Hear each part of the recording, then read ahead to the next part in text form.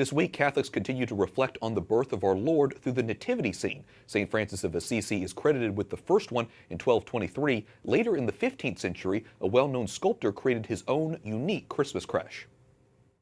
Joining us now is Jem Sullivan, author of The Beauty of Faith, who can tell us a little bit more. So, Jem, the artist is Luca della Robbia. What is he famous for?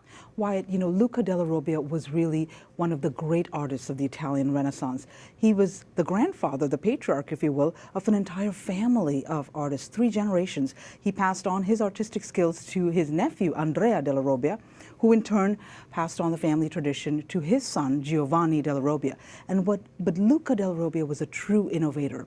Why? Because he combined the best of painting with the best of sculpture in his signature glazed terracotta sculptures. And we have this beautiful example of the Nativity that we're about to see. Sure, let's take a closer look at that. Like you said, one of his terracotta sculptures is at the National Gallery of Art here in Washington.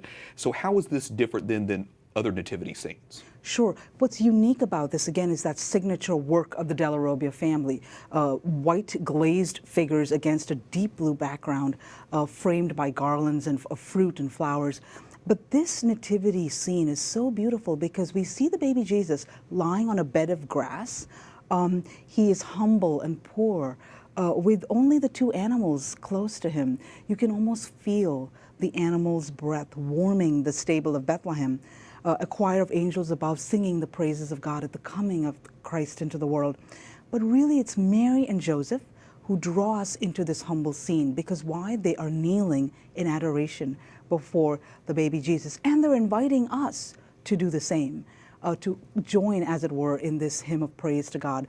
I like to think of this nativity scene as a visual hymn that invites us to sing, "O come, let us adore him, Christ the Lord." Sure, you mentioned the glaze here. The sculpture is pretty shiny.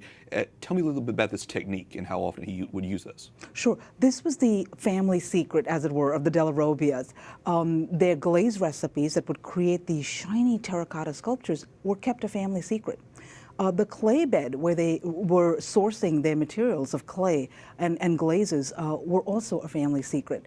But what's really innovative is that these shiny sculptures endured for 500 years. And what we do know about the della Robbias was that they were devout Catholics. And we see how their faith really inspired these beautiful works of art.